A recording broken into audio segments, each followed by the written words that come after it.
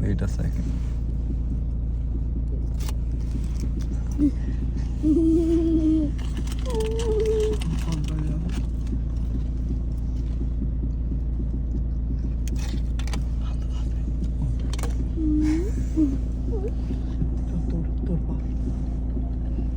ਨਾ ਹਰਾਮ ਤੇ ਕੁਛ ਵੀ ਨਹੀਂ ਹੈਗਾ।